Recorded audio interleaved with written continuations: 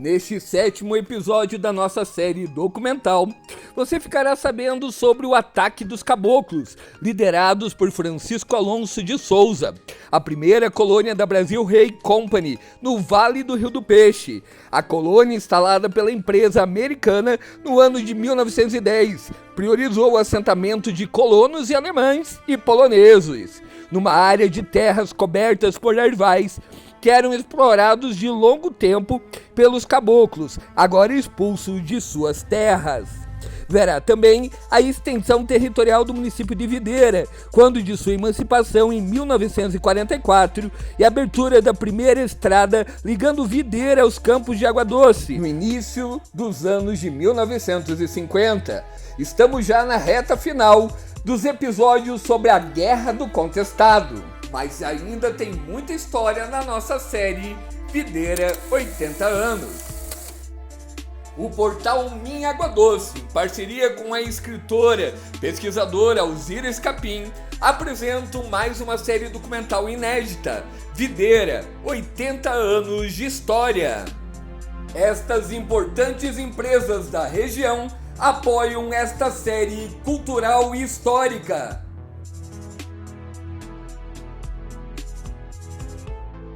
Minha Água Doce é o melhor jornalismo. Minhaaguadoce.com.br. Minha Água Doce sempre dando voz à comunidade. Estamos aqui no município de Rio das Antas, junto ao monumento que marcou os 70 anos do aniversário do Acordo de Limites e também da campanha do Contestado, a Guerra do Contestado. Então aqui nós temos na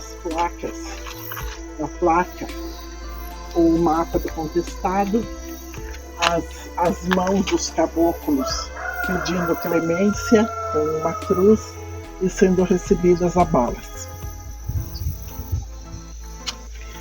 Entre os anos de 1912 a 1916, ocorreram os episódios que passaram a ser conhecidos pela designação de Guerra do Contestado, sobretudo um conflito social, em que milhares de caboclos tombaram defendendo seus direitos à posse da sua terra. Lutaram contra o sistema opressor, o capitalismo estrangeiro e o abandono em que se encontraram. Revoltaram-se contra os grandes fazendeiros, coronéis, autoridades e contra os que os subjugaram. Neste chão foi lançada uma semente pelos homens e mulheres do Contestado, o sonho de justiça social. Esperidião Amin e Lou Filho. Em 1910, a Estrada de Ferro São Paulo-Rio Grande funda a colônia Rio das Antas, berço da colonização alemã e polonesa no Alto Vale do Rio do Peixe. Quando a ferrovia tenta, pela primeira vez, promover a instalação de imigrantes europeus no Contestado. A incipiente vila é alvo dos caboclos expoliados de suas terras em 2 de novembro de 1914. Entrincheirados neste local, os colonos defenderam suas famílias no violento ataque que resulta em muitas mortes. Depois, aqui surgem os primeiros projetos do modelo minifundiário catarinense, fazendo conviver lado a lado os caboclos e os colonos.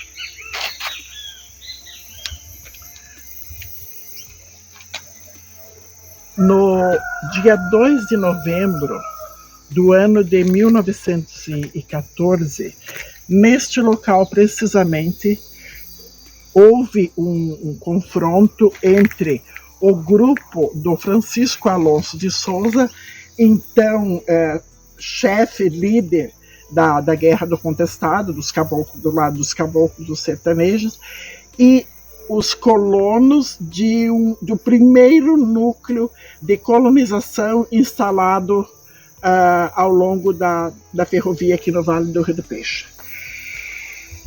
O Chico Alonso, na realidade, ele já tinha avisado aos colonos que ele iria atacar a vila. Mas os colonos, assim, confiantes na segurança que eles tinham com as tropas do general Setembrino de Carvalho, que guardavam a linha férrea, na época dos ali mais intensos dos conflitos, eles não saíram. E daí também os colonos, eles tinham confiança no grupo de 40 soldados que estava aquartelado na estação ferroviária aqui da localidade de Rio das Antas. E o Chico Alonso, por que foi planejado esse ataque? Por que houve esse ataque? No início dos anos 1900, com a construção da estrada de ferro São Paulo-Rio Grande do Sul, na nossa região contestada, no meio-oeste catarinense, os caboclos, que já habitavam aqui a nossa região, foram simplesmente ignorados, onde foram priorizados os brancos, vindos de fora do país. Na segurança que eles tinham com as tropas do general Setembrino de Carvalho, que guardavam a linha férrea, na época dos ali mais intensos dos conflitos, eles não saíram. E daí também os colonos, eles tinham confiança no grupo de 40 soldados que estava aquartelado na estação ferroviária aqui da localidade de Rio das Antas. E o Chico Alonso, por que foi planejado esse ataque? Por que houve esse ataque? Precisamente nessa área existiam muitos ervais, era uma área com a presença de muita erva mate, de muitos ervais, que os caboclos, os sertanejos, eles faziam a coleta da erva mate e representava para eles um meio de subsistência, de ganhar a vida. Então eles colhiam, eles preparavam, fabricavam e comercializavam essa erva mate. Quando veio a ferrovia, quando veio a estrada de ferro, esses caboclos, esses sertanejos que estavam morando aqui há muito tempo, porque eles moravam em terras devolutas, terras do governo, terras devolutas, que eram imediatas ao Rio do Peixe, justamente por causa desses ervais. Então eles escolheram esse local, mas tinha algumas famílias que já moravam há 80, 100 anos aqui, como poceiros. Quando passou a ferrovia, esses caboclos, eles simplesmente foram despejados, eles foram desalojados. O que aconteceu? Fim da construção da estrada de ferro, o Percival Farquhar, a Brasil Railway Company, ela tinha direito de 15 quilômetros para cada lado do eixo, 15 à direita e 15 à esquerda. E quando terminou a construção da ferrovia, ela quis usar do direito da concessão. Nós estamos falando sobre a Guerra do Contestado, abordando o assunto Guerra do Contestado já há 3 episódios, 4 episódios. Mas quem lutou na Guerra do Contestado da parte do povo, da parte dos sertanejos, na parte dos caboclos? Quem que lutou? Já começamos pelos caboclos espoliados, tirados de suas terras pela companhia que construiu a estrada de ferro, que era um contingente imenso. Quando nós tomamos toda essa dimensão nos dois lados dos trilhos. Lutaram também nessa guerra integrantes dos grupos de bugreiros, alguns indígenas, muitos negros que, quando da assinatura da Lei Áurea, foram simplesmente despejados das favelas. Se não houvesse aquele ataque e a interrupção de todos os planos da Brasil Railway Company, hoje Rio das Antas seria do tamanho de Chapecó, pela importância estratégica que teria. Na chegada, o grupo de Chico Alonso, ele já matou 4 colonos que não conseguiram se esconder nas trincheiras. Se iniciou então o tiroteio, os colonos revidando, como eu disse, homens e mulheres se irmanaram na defesa da vila, e o confronto que começou às 9 da manhã, ele terminou às 3 da tarde. Nesse meio tempo, nenhum dos lados parou de atirar. Fim do tiroteio, quando conseguiram sair da trincheira, os colonos viram que tinham matado 20 atacantes e eles tinham perdido 7 pessoas e uma menininha. Essa menininha foi atingida no momento em que, dentro da trincheira, mesmo dentro da trincheira, ela foi levar o almoço para o seu pai, que estava defendendo a vila. E eles foram todos sepultados aqui nas imediações. Hoje não sabemos o local porque a transformação é muito grande, muitos anos se passaram. Dentre esses 20 mortos da parte dos atacantes, um deles foi Chico Alonso, que, tendo sido encontrado pelo alemão Augusto Solli, ele recebeu um tiro de misericórdia e pereceu também nesse local. E os colonos, eles ficaram tão revoltados que fizeram uma grande fogueira e queimaram tanto as pessoas, tanto os homens, né, os atacantes, quanto seus cavalos numa grande fogueira. E no dia seguinte, obviamente que ninguém dormiu, né, porque realmente foi uma batalha histórica. Apesar do pequeno número de pessoas envolvidas, mas foi uma batalha muito grande, pela violência e pela demora.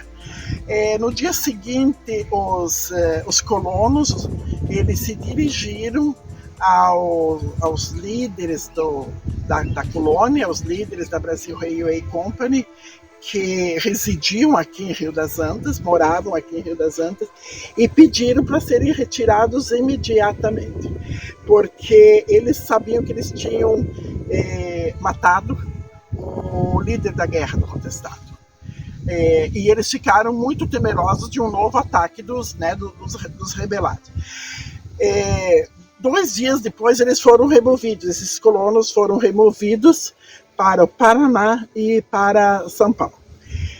Esse ataque ele impactou tanto que os programas de colonização da Brasil Railway Company, eles foram interrompidos por algum tempo, 1 ano e meio, 2, porque se temia novos ataques e se procurava com que os caboclos fossem, né, vencidos e se reiniciasse então o processo. Isso, como eu falei, isso impactou tanto os projetos de colonização que Rio das Antas, pelo projeto que tinha sido desenvolvido para a vila de Rio das Antas pela Companhia Brasil Railway Company, que seria a venda de terras e toda a estruturação da ferrovia, todo o trabalho de máquinas, de reparos de vagões, enfim, toda a restauração e todas as oficinas e todo o comando seria Rio das Antas. Rio das Antas tinha sido excluído, bem como a venda de terras das concessões, Rio Caçador, 15 de Novembro, Rio Preto e Rio das Antas. Então, se não houvesse aquele ataque, Rio das Antas hoje seria... Eu posso afirmar que hoje seria do tamanho de Chapecó. Quando nós falamos da Guerra do Contestado, assunto ao qual nós estamos abordando, a gente sempre fala mais dos rebelados. Quem lutou da parte dos rebelados? Que nós sabemos que da parte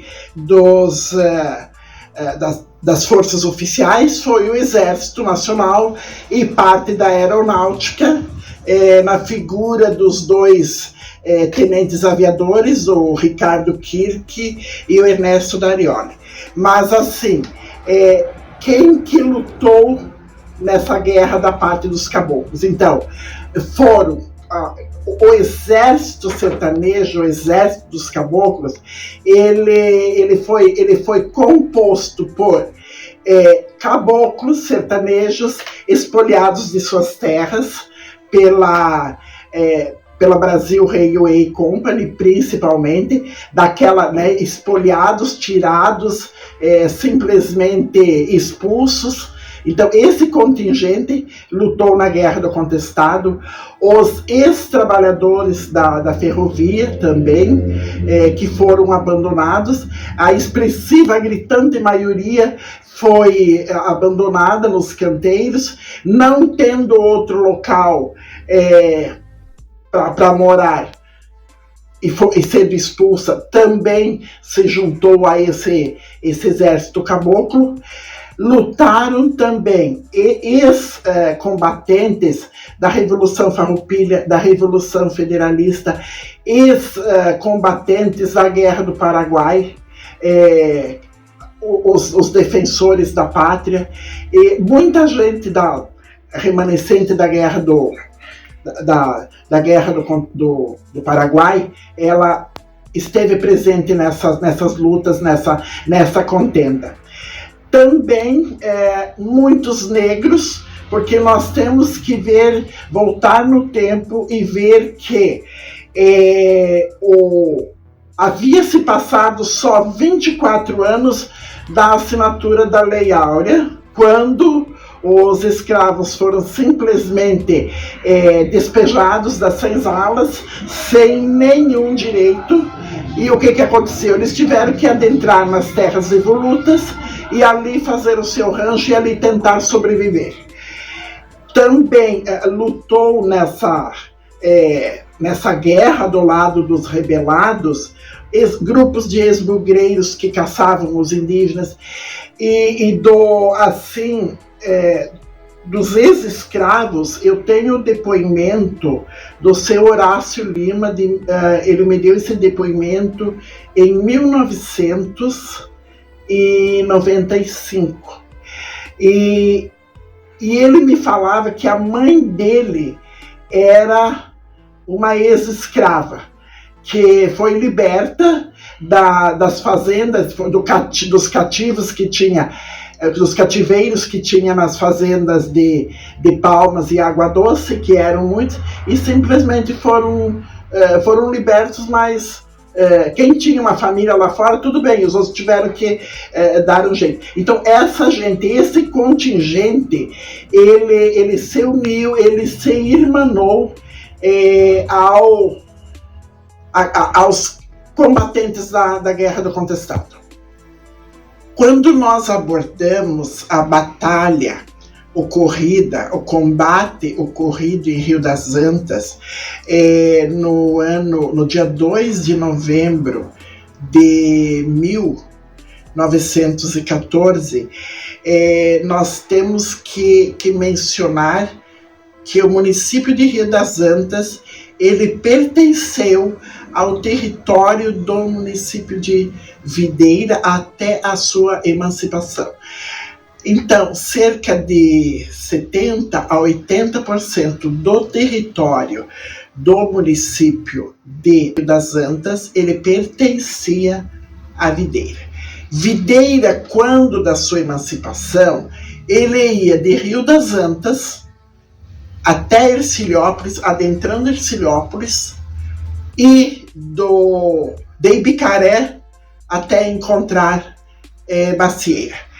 E é bom que se diga, mesmo mencionando os episódios do Contestado, que a primeira estrada aberta de Videira até Hercilópolis foi feita no mandato do primeiro prefeito eleito, o seu Ângelo Ponzoni, com um tratorzinho dos mais simples que existiam. E era uma atração tão grande a abertura dessa estrada e ver as pessoas, ver o trator trabalhando, que as pessoas, elas saíam das suas propriedades, elas deixavam o trabalho e elas se amontoavam na beira da estrada que estava sendo aberta, porque elas não imaginavam que uma máquina pudesse fazer aquele trabalho.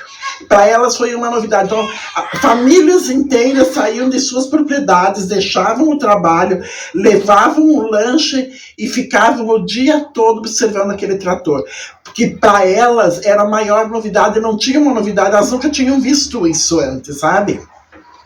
O contato que eles tinham, os benzedores, os rezadores, os curandores, os mandraqueiros, eles tinham eles eram considerados como seres especiais, né?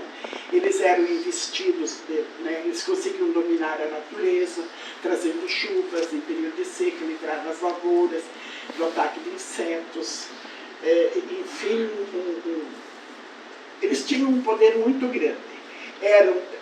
Eles tinham esse poder, tinham os poderes do bem e tinham os poderes do mal. Esses, por exemplo, os mandraqueiros, eles lidavam só com coisa ruim. As lendas, né, eles acreditavam na existência do livro do pastoreio, mula sem cabeça, boitatá, saci pererê, as visagens, os encantes. Vocês sabem o que é encante? As panelas de ouro enterrado, tanto eles falaram, né, os encantes, né? Onde alguém presumivelmente havia enterrado alguma coisa. Acreditavam no mal olhado, nos benzimentos, nas simpatias, nos responsos, nas rezas fortes, que costuradas dentro de patuás livrava quem trazia consigo de acidentes, né? Na sua imaginação era certa a crença que o sétimo filho, desde que nascido seguidamente, o homem virava lobisomem na noite da baixeza. E o mesmo acontecia com o compadre que casasse com a comadre. Se o compadre casasse com a comadre, virava lobisomem. Aqui tem algumas rezas que estavam em patuás. Padre Nosso pequenino. Outros que estavam em patuás, né? Reza de proteção. Outras. Essa toalha sandaria eu recolhi ali na região de Frei Rogério, eu acho que é a única. Essas orações, né? Essas orações, conforme elas eram rezadas, elas precisavam de símbolos mágicos, né? Crucifixo, medalha, rosário, alianças, carvão, cinza, palha de milho, galhos de plantas. E elas eram consideradas sagradas. Tinha um benzedor aqui na Macieira que a pessoa estava com hemorragia, alguém ia lá e pedia para ele, ele benzia com duas palhas.